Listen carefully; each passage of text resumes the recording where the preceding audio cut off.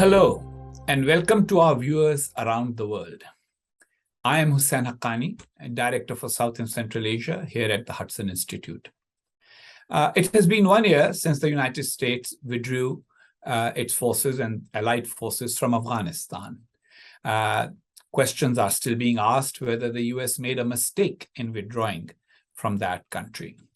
The Trump administration may have committed an error in signing an agreement with the Taliban to fulfill the president's promise of withdrawing American troops from forever wars.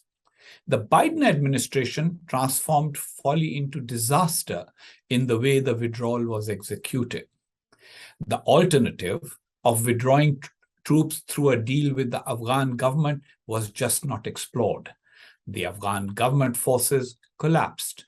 The Taliban took power again. As a result of the withdrawal and the Taliban's return to power, US prestige took a huge hit. At the same time, there have been other issues that have resulted from the withdrawal. America's allies were left wondering if the US would fulfill its commitments about their defense or leave them on their own like it did the faltering Republic of Afghanistan. Other questions arose about US resolve. Can America's leaders maintain domestic support in long-running international conflicts? And if they cannot, can America still be the world's leader while China is trying to become its peer? There are also questions about the Biden administration's competence, which was not reflected much during the withdrawal. The international jihadi terrorist movement has certainly been rejuvenated. Groups that had become dormant are now active all the way from Africa to East Asia. Other consequences of the Afghan withdrawal and its less than competent execution might have been the assumption in Moscow and Beijing that they too can test US willingness to undertake military operations. After all, if the US gets tired of having forces in a country too long, why would it be willing to put up a fight if Russia and China try to feel or demonstrate their power in their neighborhood? In the meantime, Afghanistan faces multiple crises. The world's attention seems to have moved on. The US is paying very little attention. But the Taliban's return to power has been totally disastrous for the Afghan people. Afghan women and girls have lost their basic rights. Ethnic and religious minorities are losing their lives, and the economy has collapsed. The United States recently found and eliminated al-Qaeda leader Ayman al-Zawahiri in Kabul. This indicated that ties between international terrorist groups and the Taliban are continuing, and that the Taliban are unwilling to abide by the Doha Accords.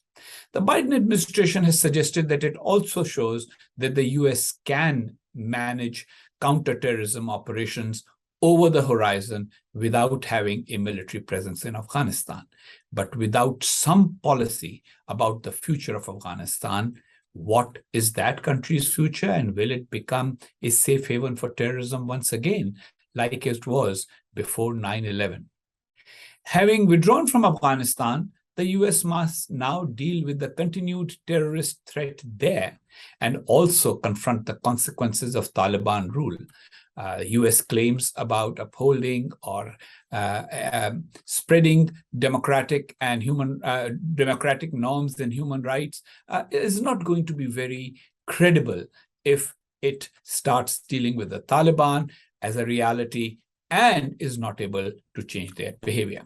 So to discuss all of this and more, we are fortunate to have with us an excellent panel.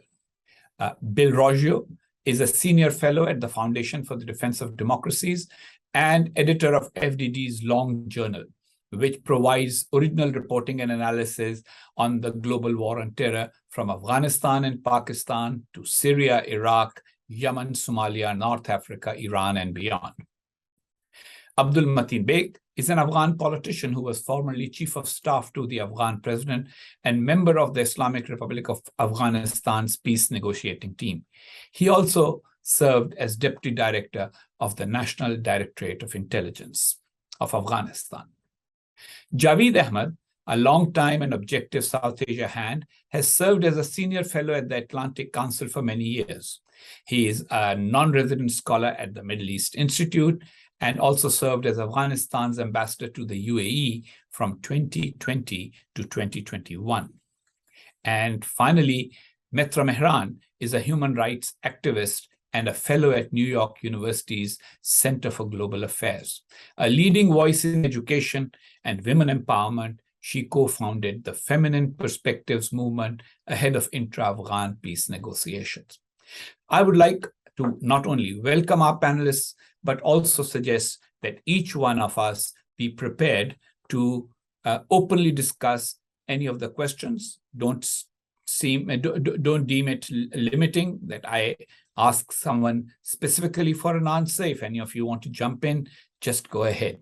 So I would like to begin our discussion and get the ball rolling by asking Bill Roggio, was there an alternative to how the United States ended up withdrawing from Afghanistan and leaving the Taliban back in charge? Bill? Hello, Hussein. Thanks for having me on, and thanks everyone for joining us. It was a horrific decision that President Biden made to withdraw, as well as President Trump to negotiate with the Taliban. But there was an alternative to how this withdrawal was executed. First, let me state that I understood the Americans growing tired of Afghanistan. It was 20 years of failed policy, of political and military and intelligence leaders being deceptive about the U.S. mission there, what we were doing, who our enemies were. So I did understand the desire to disengage. But that being said, you could not have done it the way President Biden did it. He literally pulled the rug out from the Afghan military and the Afghan government.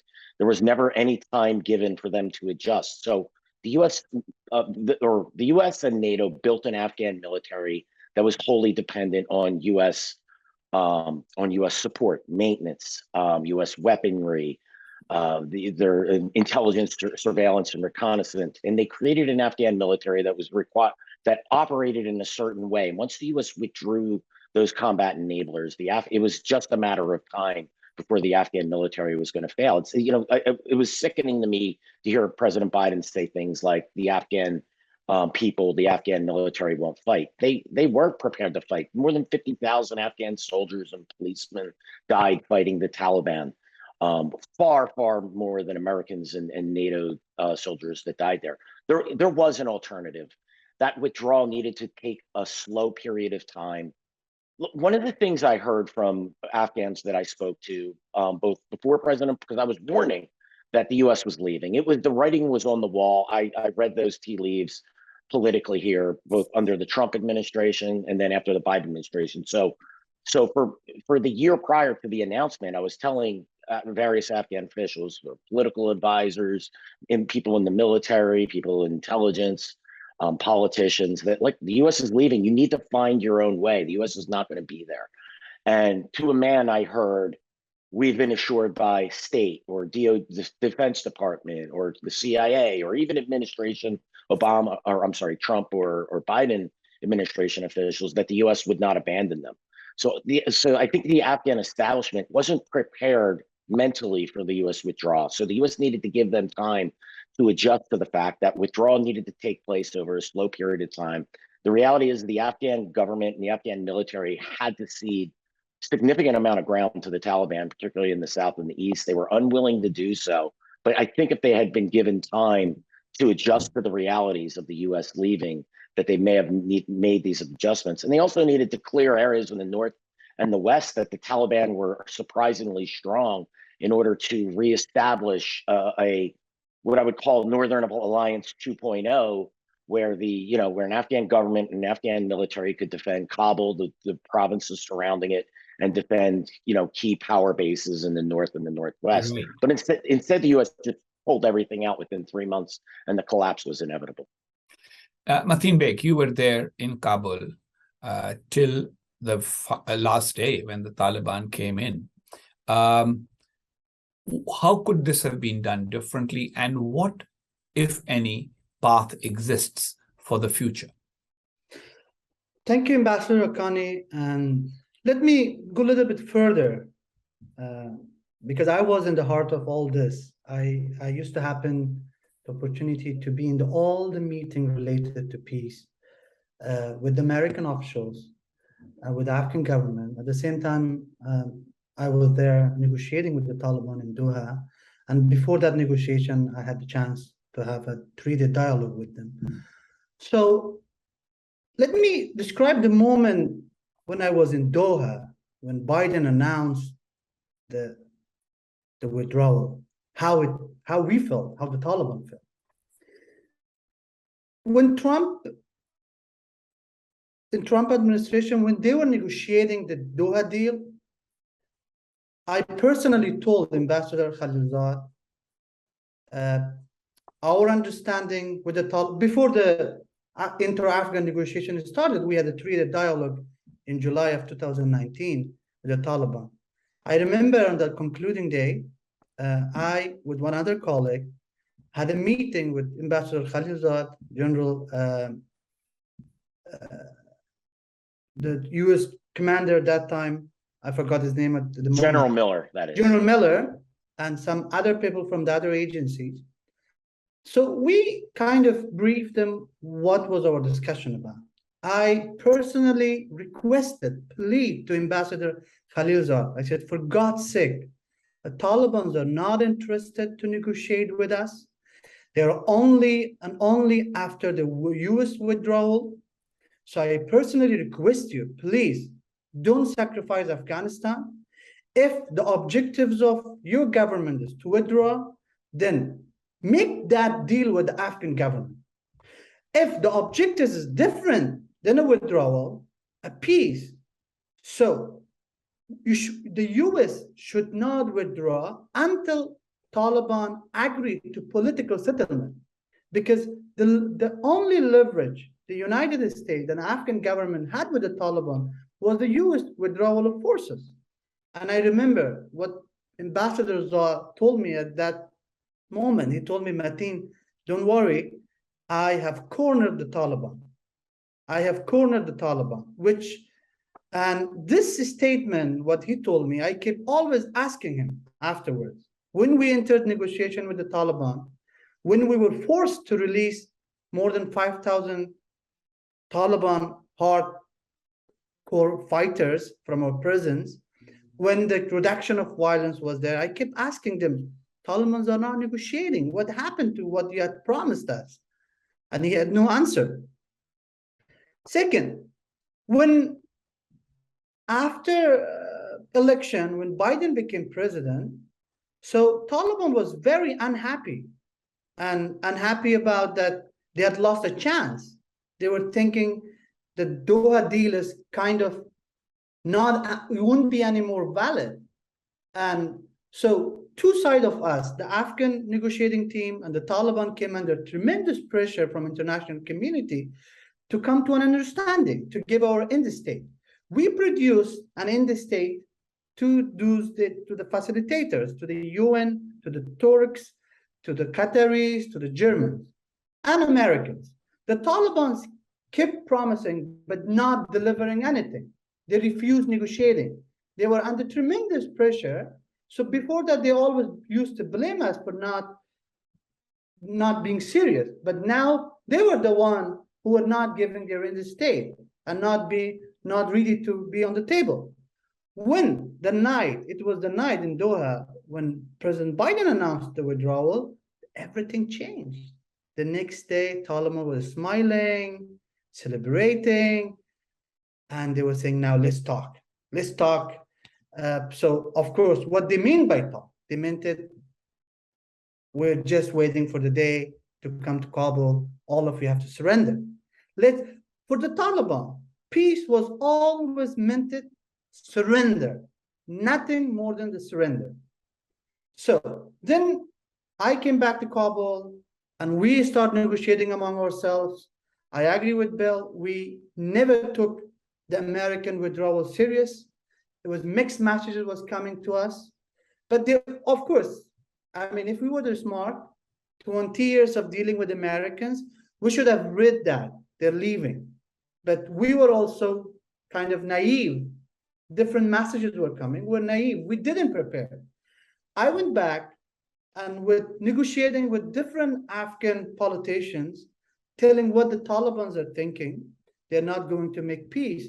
We start thinking of launching a national resistance on this around this, with the center of the government, with the ANSF.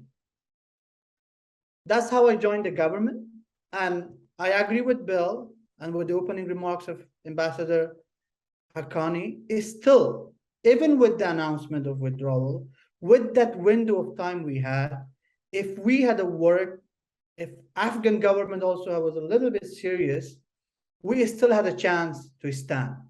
I remember my own family, my brother was a member of parliament, Metra, and Javid knows that very well. He went in Taliban in the north, and with other people they resisted Taliban almost for 60 days. For 60 days. And there, even with a small group of Afghan forces, whenever Afghan forces supported with the local community, they really fought well. They were very, with a few number, they could resist. But unfortunately, we couldn't help. And also American didn't challenge it, didn't change their policies. So I would say there was a way, there was an alternative. This could have been prevented.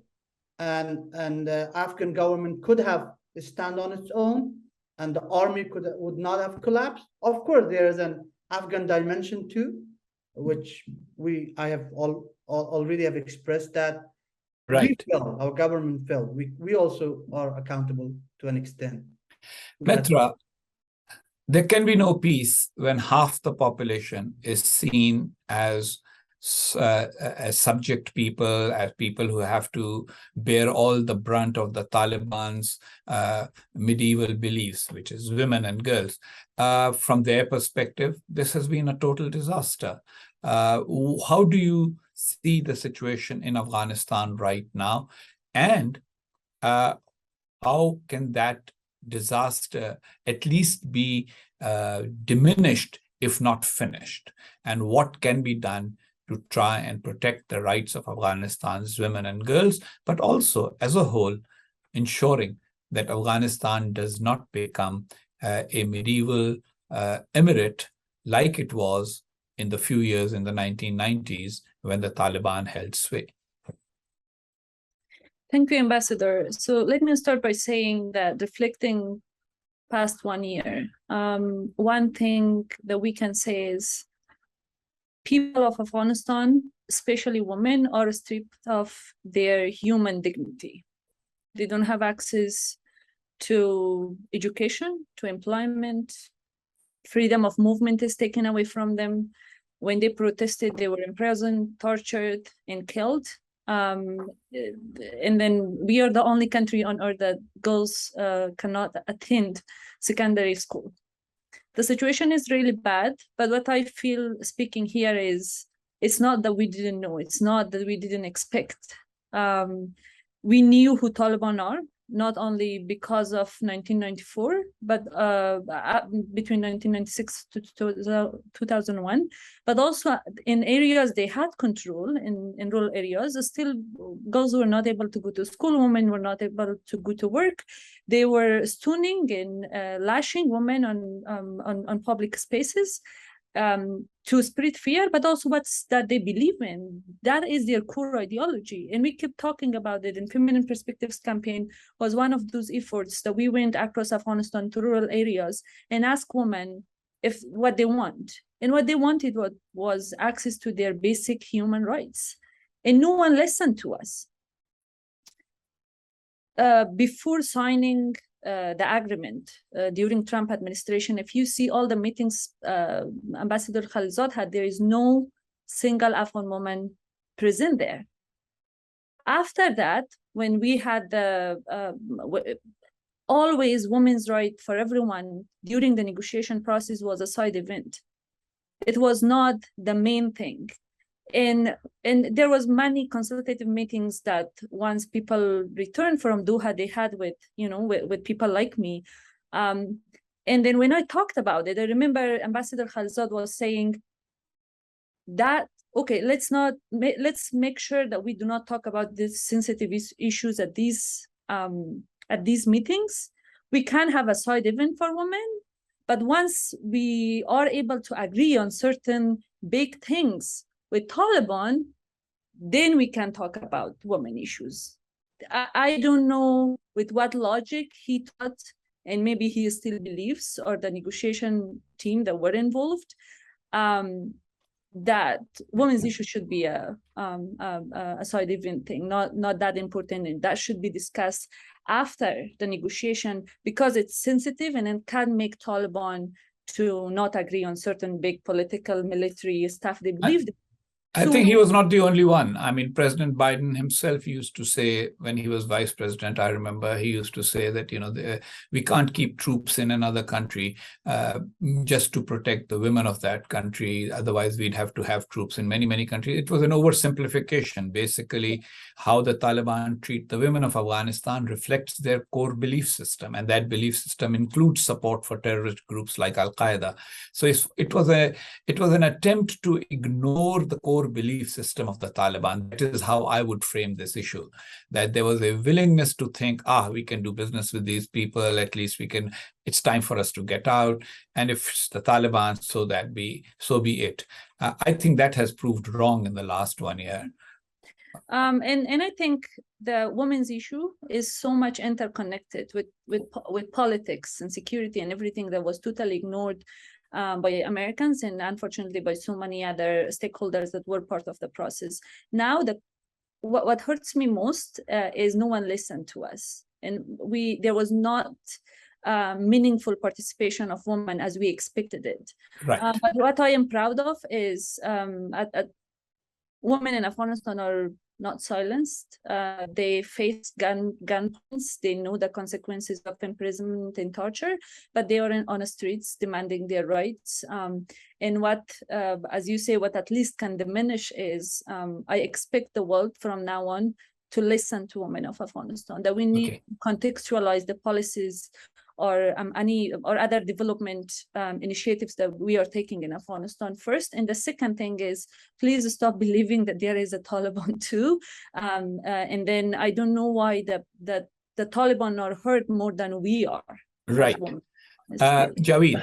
Hussein, can I jump in really quick? Of course. I could not agree more with Metra just said. The big lie that we were told was the Taliban were moderating, Taliban 2.0. She nailed it. All you had to do was watch what they were doing in areas they controlled or heavily contested. They were being Taliban 1.0. I always say, meet the new Taliban, same as the old Taliban. This was a lie that we were told, just like al-Qaeda wasn't present in Afghanistan, the Taliban al-Qaeda ties were broken, that justified withdrawal.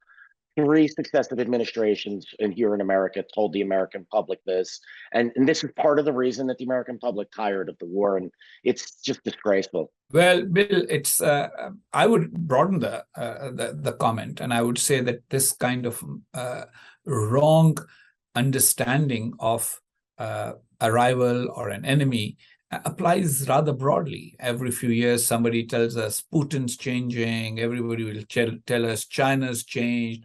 The authoritarian, autocratic regimes, groups with perverse ideologies, they don't always easily change. They change when it threatens their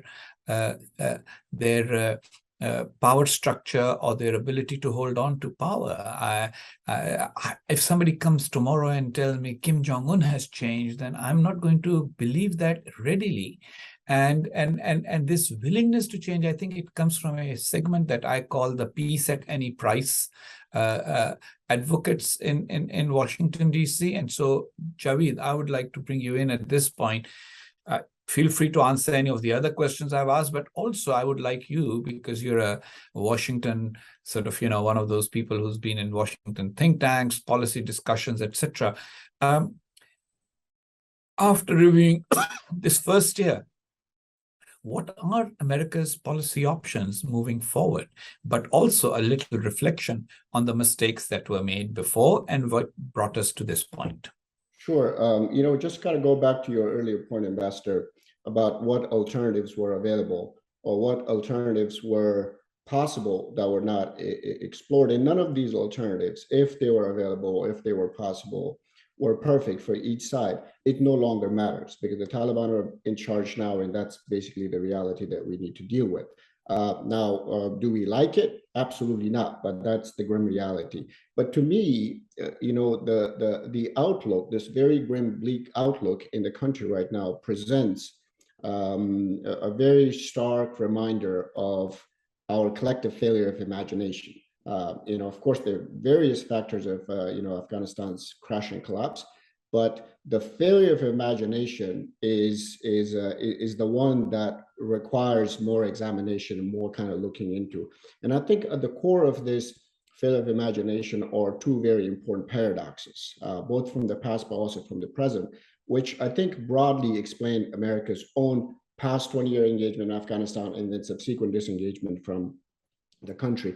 And I think unless we acknowledge this failure and unless we resolve these contradictions and paradoxes, it is going to be crucial to reimagining today's Afghanistan. And so what were those two paradoxes? One was that in the past, the unresolved paradox was that every time Washington withdrew plans to withdraw, it adversely created those conditions for it to remain in the country. Today, with the Taliban in charge, the paradox seems to be that the country has never been this safe, but it has also never been this dangerous. And I think the killing of al-Zawahiri in central Kabul was just the tip of that iceberg of this kind of morphing threat stream, in my perspective. So from the US's perspective, I think they've come a full circle. The engagement started with terrorism when they went after al-Qaeda, and it ended with terrorism, including, last year, this time, or a week or 2 weeks later after this, when ISIS claimed attack on Kabul airport in the last leg of the US withdrawal. And then 1 year later now, the terrorism cycle in this kind of circle that still revolves has begun to kind of spin again, as was witnessed in last week's strike on al-Zawahiri. But everything in between was to create this very untenable version of American dream for Afghanistan. And even today, I think this unfinished dream reinforces America's continued centrality in Afghanistan, including Afghanistan's continued reliance and dependence on U.S. cash in economic and other support for survival. So that's important for me. Now, what can we do? Going forward, it's a very tough question because, as you mentioned, we have not yet resolved this kind of reaching this equilibrium between the two extremes. And at times to an unacceptable extreme. And that's very important because US policy generally swings like a pendulum from one extreme to another. And we need to kind of find that middle ground. And I think that is a problem. And for some ways, hearing it in US and DC policy circles, how there's always this kind of readiness for changing from that one extreme to another. With respect to Afghanistan, I think we need to ask ourselves, could the ongoing engagement with the Taliban open up a path between these two unacceptable extremes in this kind of swinging or constantly swinging pendulum? For now, it's still a work in progress to find kind of that middle path. But unlike in the past, when the U.S. engagement in Afghanistan, was the more the United States was doing, the less it was. Right now, it is the less the U.S. is doing, the more it is. So that contradiction also needs to be, resolved. And then the other thing it needs to do is that the U.S. appears, and quite rightly, I must say, they want to regionalize the Afghan problem because it's too far physically and otherwise from Afghanistan. But even if one removes the U.S. factors or the centrality of U.S. factor from the Afghan debacle, the region isn't on the same page in Afghanistan. In fact, they aren't even reading from the same book. So even though Washington has made it very clear that there will be no recognition of the Taliban regime, they still want normal engagement with them. So in essence, the recognition in the U.S. system doesn't really mean much. So, I mean, look at U.S. relationship with Cuba, Russia, North Korea, they're recognized countries. But what matters is normalization. And I'm not sure the Taliban understand that distinction between recognition and normalization. Matin Bek, on the subject of recognition, normalization, and engagement with the Taliban, any thoughts? Well, I have engaged a lot personally with the Taliban on the front line, on the table, on any way possible. And I always keep saying Taliban is not a reality of Afghanistan. They are an acne. They will soon disappear. And probably it seems, the reason why I keep telling that, because they owe their military victory, a limited military victory. Of course, Afghanistan was surrendered to them, that we all know through the Doha deal, but some extent of their military success is they owe that to a lot of terrorist organizations. It's al-Qaeda, from where the suicide bombings came. Suicide bombings came as a, not whatever you call it, a technology, if you call it human technology, it came from al-Qaeda to the Taliban. What was the role of IMU in the north? How IMU, ETIM turned the north to the Taliban? How TTP played a role for Taliban? And how AQIS, after the first ceasefire, how they burned Ghazni. I remember when that time I was the head of local governance. So it's naive to expect Taliban will change and engagement will produce. And we have to open our eyes. Look, a year of engagement, every time they kept promising it could be open. And we see what's happening with that. And for years, since 2000, even beyond 2009, when Obama started talking with the Taliban indirectly, informally, they keep promising they have no relation with al-Qaeda. But time and again, it was proved how they were connected. So I believe the engagement will have no outcome, no positive outcome for Afghanistan, for the region, for America. It's kind of this kind of fooling yourself, because Taliban have decided to be enemy of the Afghan people. They are completely different from the Mujahideen. The Mujahideen was a different, whatever they had. They were the son of the soil with all the problems they had with the civil war, everything, but they made peace with the people. The Taliban are totally aligned with our culture. Taliban behave like a conquering army with an ideology, and they are the only ones. They have taken away Nowruz from our calendar. They have taken away Muharram holiday from the calendar. They are not allowing any celebration. Just for context for the American in the audience, Nowruz is a festival that is an Afghan historic spring festival. The Taliban in their belief system consider it un-Islamic. Similarly, Muharram is observed by Shia Muslims more than others, although in Afghanistan it was observed by everyone. The Taliban in their orthodoxy do not consider it worthy of a holiday. Let us just go beyond. One more point I will add, Ambassador. Taliban have, kind of nullified all our democratic institutions. They have closed all door of negotiation, peaceful negotiation. The only thing have left for Afghan is armed resistance against them. Or even if a woman are protesting, how they have been dealing with the woman, we know that's a public knowledge now. So Taliban are taking the country to a civil war, and they are fragmentizing the society further, and they are responsible for the idea of Afghanistan might face a lot of challenge, the challenge of unity. That's the Taliban responsible for that. Well, Metra, Javid, and Bill, I want you all to weigh in. There are 2 or 3 things that Matin has said. The prospect of civil war. Almost everybody seems to agree that engagement with the Taliban, except at a very basic level where you actually have to deal with them for certain things, getting people out of Afghanistan, negotiating with them in terms of delivering food aid, medical aid, etc., that nothing good will come out of it. Javid has explained that, just like North Korea and Cuba, you can actually recognize, but you still do not have good relations because of the bad behavior on the other side. Where will how do you see things developing in the next 1 year? So I will let all three of you weigh in, Metra first, then Javid, then Bill. And include any policy ideas and recommendations that you have. How should the US deal with what you think will be emerging in the next 1 year?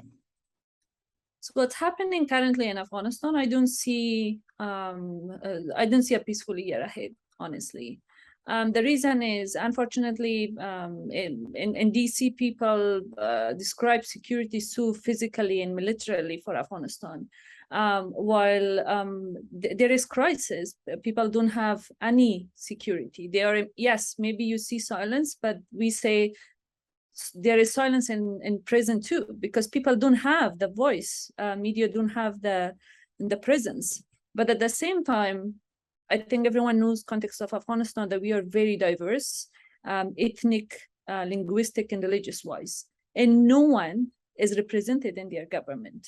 It's only predominantly Pashtuns who are very extremists in their religious beliefs, and who have been fighters of Taliban. Even if international community is thinking that the aid may help somehow, women are not receiving the aid, minorities are not receiving the aid. It's only the Taliban's fighters who enjoy and leverage all the money and aid going inside Afghanistan. So what is in women are tired and people are tired, no one find themselves in their de facto system or whatever, let's not call it government. And there is no law. They haven't been, they have certain announcements or declaration, but there is no legal binding to that. So any Talib can do anything anywhere they want to. Based on my experience, honestly, with the women protesters, those who were in Kabul and they were in prison, they were told, let's say, not that harsh. But the women in the provinces, there is no word to describe what has happened to them.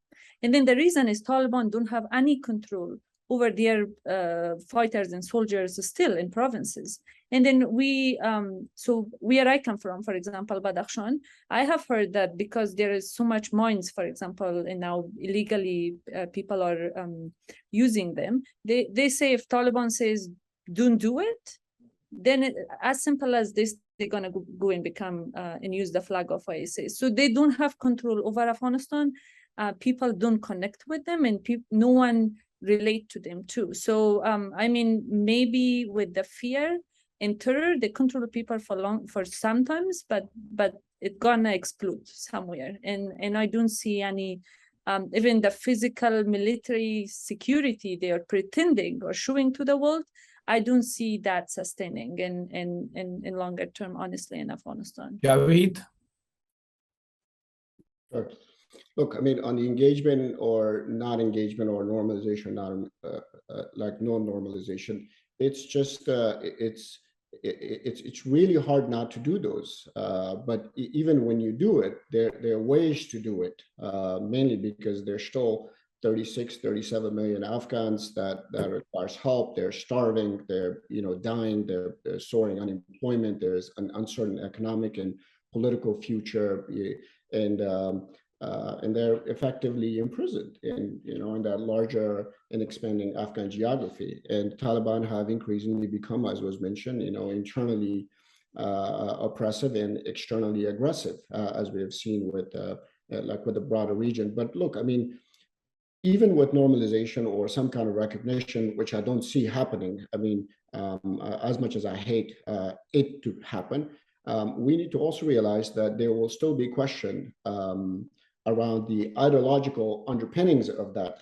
U.S.'s engagements, because for any U.S. engagement to be productive, however limited, it's important to kind of find that common language with the Taliban ideologues, with their clerics, especially those who are sitting today in Kandahar and pulling the strings, and they command greater legitimacy, greater control. But that engagement so far has been either negligible or non-existent. And look, I'm saying this mainly because there are practically two capitals in Afghanistan around. There's Kabul, and then there is Kandahar, but there's also very little visibility into the inner workings of the regime, both in Kabul and in Kandahar. So whatever we know is through a handful of Taliban characters who kind of present themselves so-called pragmatists and spokesperson, and have effectively become the face of the regime. But what's important is that we're very little credible insight, if at all, into the actual decision-making process of the clerical leadership in place. All of that is very opaque, and there are those who say that those who speak on behalf of the Taliban in Doha don't necessarily have any effective influence over what people in Kandahar and Kabul decide or do. Exactly, but we still have to know this whole decision-making process. How do they decide? How do they convene? How do they deliberate? What do they see as a point of compromise? And how do they arrive at those decisions before they implement it? And there's a very interesting kind of stream in that respect as to how they relate decision from Kandahar to Kabul and then across the periphery in Afghanistan and implementing that. So unless you understand that process, you won't be able to shape it by informing the Taliban's choices, however they're making those choices, whatever their options are.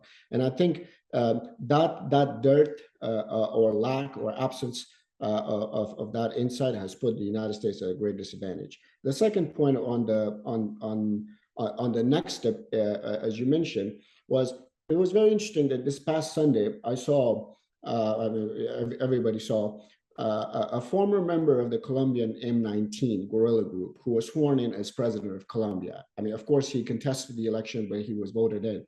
And I knew, it just kind of occurred to me that even though Colombia is a very different country with very different internal dynamics, very different neighborhood and whatnot, but what I found interesting was that despite a great deal of dissimilarities between groups like M19 in Colombia and groups like the Taliban, the principal ideology of the M19 was also this toxic nationalism, something the Taliban or today respectively claiming under the banner of Islam. And they've also increasingly weaponized it. And what I found interesting was that the M19, which was the second largest guerrilla organization after FARC in Colombia, demobilized the group and they turned it into a political party and they began to operate under an established Colombian state where, despite their own disagreements with different Colombian governments, they accepted the broader nature and the character of the Colombian state, which was established, which was known, which was accepted, and which was recognized. And today they have a new president.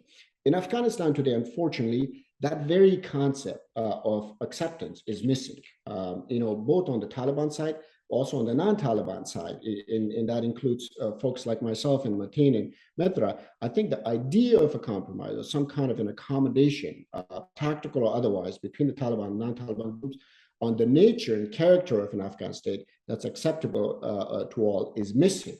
We are also kind of swinging in our own pendulum of one extreme into another, but we have to kind of realize that reality. It's really hard.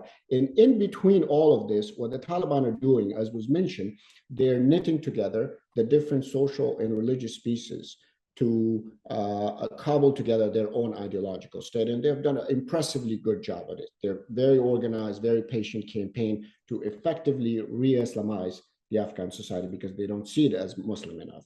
And they've made it very, very crystal clear that they want God's laws and not man-made laws because, God laws are unimpeachable. And that is exactly what they fought for. So for them, it's a very long twilight struggle and they're effectively validating themselves as this vanguard for pure Islamic leadership. They're burnishing their original credentials, they're re-engineering the concept of Afghan nationalism and Afghan nationalism based on Islam or Islamic nationalism. And so the idea is this, and this was mentioned, I think, by Metra, is that what they're doing is that they're trying to re-engineer a common Afghan identity based on that Afghan Islamic nationalism. So in doing so, what they're doing is that they are trying to strip non-Afghans of their previous identity because they have turned the Taliban brand into its own ethnicity, its own language, its own qualification requirement for patronage and appointment. What's missing on the other side, however, is a viable competitive alternative. And that alternative— We'll come to that in a minute. Yeah, exactly. So whether the alternative is supported right, or right. doesn't really matter, but it's missing. Bill, you and I have spoken about this. We have discussed that. How long can they sustain themselves? Yes, a new identity, a new nationalism, etc., can be built. Authoritarian regimes can actually make their people suffer and last for a very long time. But at what point does their collaboration with international terrorists, the threat that those terrorists pose to other countries, the regional dynamic, the developments that we are witnessing right now in Pakistan, where there is a feeling that, oops, what have we done? India reconsidering its relationship with the Taliban on a pragmatic basis. At what point does this cauldron kind of start boiling over in a way in which the Taliban cannot manage it? That's a great question, Hussein. And I think I'm very pessimistic on that answer. I believe they could sustain this for quite some time. Look, the last iteration of the Taliban did it for 6 years, 7 years, and it took a U.S. invasion to kick them out. And I believe the Taliban were weaker and less organized and less united then than they are today. They have all of the advantages of the weapons left behind, U.S. supplied weapons to the Afghan military. They've fought a superpower for 20 years. Mujahideen obviously defeated the first superpower, but these are the Taliban, in my opinion. They control right now all of Afghanistan except for some very lightly contested areas in Panjshir. I think the Taliban hold all the cards here, and this gets to the previous question you were asking. And how do you know when the Taliban is lying? They're sitting in front of you at the negotiating table. The Taliban, the negotiators lied to us before, during, and after the Doha talks. We talked about compromise here. Everyone here in this panel would sit down and actually strike out some compromise that would be good for the Afghan people. The Taliban never will do this. They said this in their public statements. I remember reading one that always stuck with me, where they in Voice of Jihad in English, they weren't hiding it from Americans. They said things like, "We aren't going to sacrifice decades of resistance and decades of sacrificing our people for some silly ministerial post." They were telling us all along they would never compromise with an Afghan government, and we never should have believed them. We should not negotiate with the Taliban. And even now, we should be very clear-headed that their ideology is everything to them. Their belief system is everything to them, and that belief system is essentially what it is. It is not a pragmatic group that thinks about how to make a better living for people, how to provide a better economy. These are our views, not theirs. We should not put our views into their words and read them that way. We should understand that they have a very different world in mind. They have a very different country in mind. A quick round. Hussein, really quick, that's wish casting. We wish that the Taliban negotiated. We wish they would compromise, but they wouldn't. We shouldn't negotiate with them. We shouldn't engage with them, because any money that we give for aid is going to go through the Taliban and be used by them. It supports the Taliban government or regime, whatever you want to call it. And I agree with Matin. The answer here is supporting the resistance. That's the only hope the Afghan people have. But is there a coherent resistance emerging, and when will it emerge? That would be a different subject for a different day. Absolutely. But let me do a quick round before we end our discussion for today. Let's ask Metra, what are the 2 or 3 things she would like the international community, the United States, to do so that the developments in Afghanistan make it, if not easy for the women and girls of Afghanistan and the people of Afghanistan, at least reduce their pain and their difficulties? And any other suggestion that you have in the policy realm?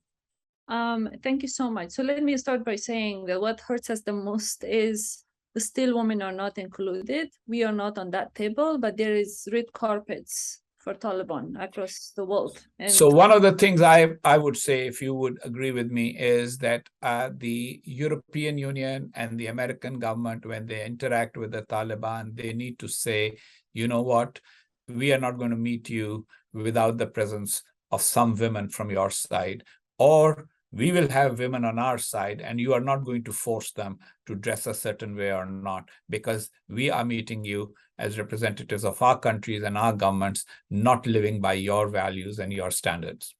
Let me add something here, that I'm so proud to say that women in Afghanistan are not going to engage with Taliban. Taliban are not going to have a woman, independent woman, to be able to talk, to sit with them and represent their side.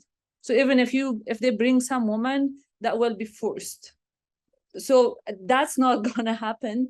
That's what I want to say. But the thing is, what I want to ask people is start respecting women of Afghanistan, because they are the ones suffering, and make sure that the aid that goes to Afghanistan, it gets to women too. Now the women don't have freedom of movement. How you ensure that they can walk to some place to include their names in certain lists or get the aid they need?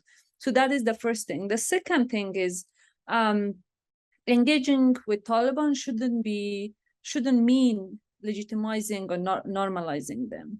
I think world have done enough wrong at that end, and it's time that we listen to women of Afghanistan and also contextualize things. Don't see women in Afghanistan as victims or as subjects anymore. They are a very strong resistance force at that front now, and we need to realize and recognize it, and shouldn't be.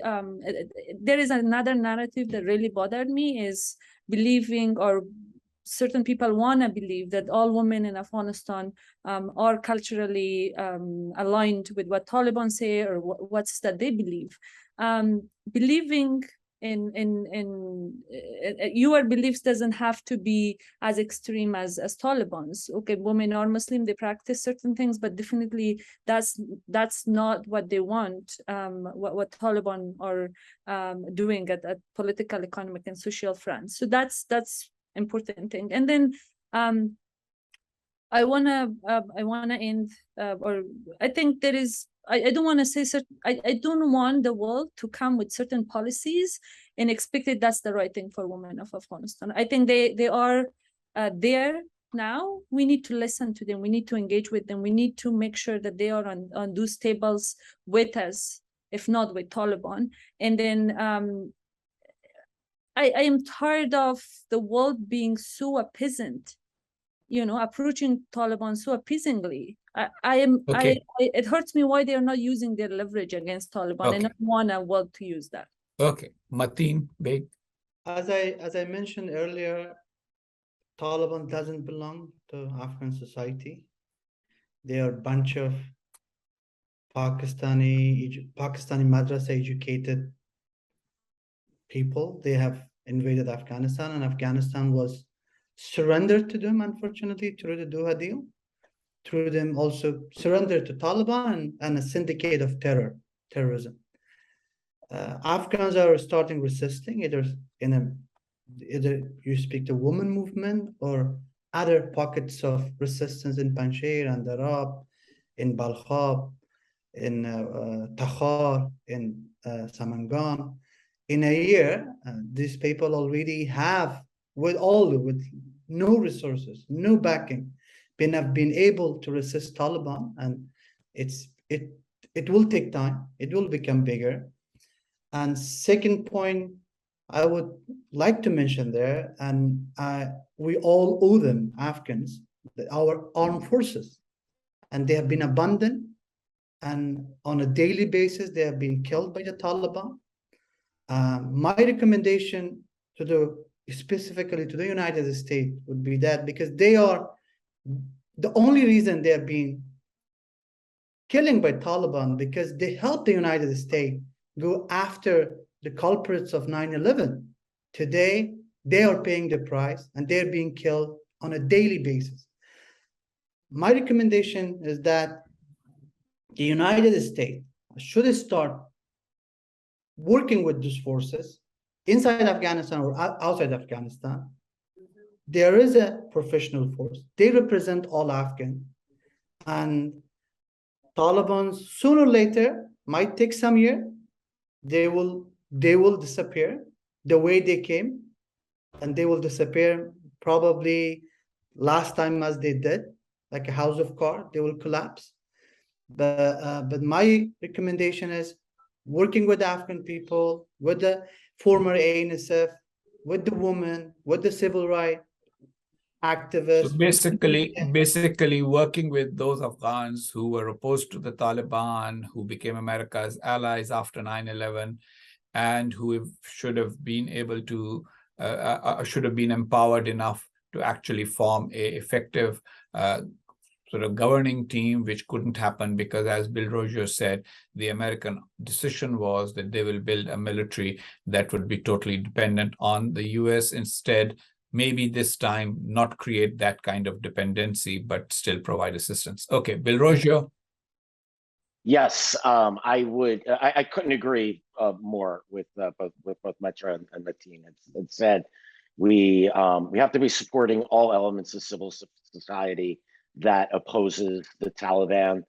There's a lot of way this opposition. I mean, I think the most important is military opposition, is resistance to the Taliban. It is forming. It is taking the fight to the Taliban. It's at the beginning stages in Panjshir and Badakhshan and Takhar and Kapisa and some other Baghlan as well, where the main fighting that I'm watching is occurring.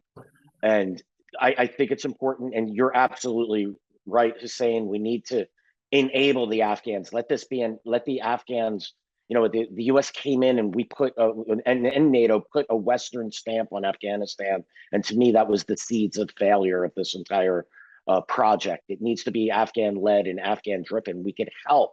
We could provide money. We could provide weapons. We could provide advice. We could provide intelligence, but let the Afghans lead the fight against the Taliban, because they know how to fight. They clearly know how to fight the Taliban better than the US does. Javid Ahmad, and before you go, I would just summarize what Bill and Matin said just now, and Metra. I think that the big lesson from Afghanistan is that the US went too big into Afghanistan, and then because of lack of political support at home, just withdrew. Whereas perhaps America needs to develop ways of supporting other countries and ensuring its own security, because the real reason for going after 9/11 was to ensure American security, which may yet be challenged once again by the resuscitation of al-Qaeda and the ISIS finding a new home. So better to do it in a way in which it is sustainable and is locally owned, notwithstanding that maybe Afghanistan's politics is not going to be like New Jersey politics or Maryland politics. It's going to be far more complicated and difficult. But then it's not for American diplomats and American generals to try and bring some coherence to that. Let that be support for the purpose of national security in a limited way. Go on, Javid, you have the last word. No, like precisely, ambassadors. There are things that concerns Afghans and for which Afghans need to take responsibility and take the initiative. And there are things where the United States and Afghanistan's partners or former partners could come in and then play their role. For Afghans, the United States cannot define their national interest, or what that national interest should be, or what their identity should look like, or what the character or nature of the state should look like, or what a viable competitor should look like vis-a-vis the Taliban and others. I think that depends on us, and the onus falls on our shoulder for us to come to that consensus, including with the Taliban, and then kind of reach out and branch out for external support. For the United States, it's important that it determines its new mission space in Afghanistan, which remains pretty vague. In the midst of this humanitarian tragedy, I really believe that sometimes the best humanitarian action is armed action. You know, beside the over-the-horizon counterterrorism engagement, and despite its own limitation, I don't think, and I wouldn't underestimate the value of targeted and covert action. It should, you know, we saw it with al-Zawahiri, and it really weakened, at least at the core level, al-Qaeda, also their relationship with the Taliban, and between the Taliban faction themselves. I think those kind of action, targeted action, should be creatively expanded. And that could potentially involve some of the Afghans as well, including former counterterrorism pursuit teams that may or may not be on the ground. The other thing we really need to determine is that, are we looking to find a counterweight to the Taliban, an external counterweight? If not, then are we looking to to cultivate an institutional counterweight within the Taliban, put one against the other, because they are in some ways polarized. And that also we need to kind of fix. And then lastly, I think if we're going to regionalize the Afghan problem, then solution should also need to be largely regionalized as well. Maybe we should kind of look at some kind of a regional pact. But in doing so, I don't think we should depend on a single country, a single regional country for a solution, be it, for example, Pakistan, because it is going to repeat that toxic policy circle of the past. It is going to involve caving into demands, front-loading concessions, and we're going to get very little in return. Thank you very much, Bill Roggio, Matin Bek, Metra Mehran, and Javid Ahmad. I think we discussed various aspects of the US withdrawal from Afghanistan and the consequences that have manifested in the last 1 year and what we can expect moving forward. I hope that some of these ideas will find resonance in American policy moving forward. Thank you all very much.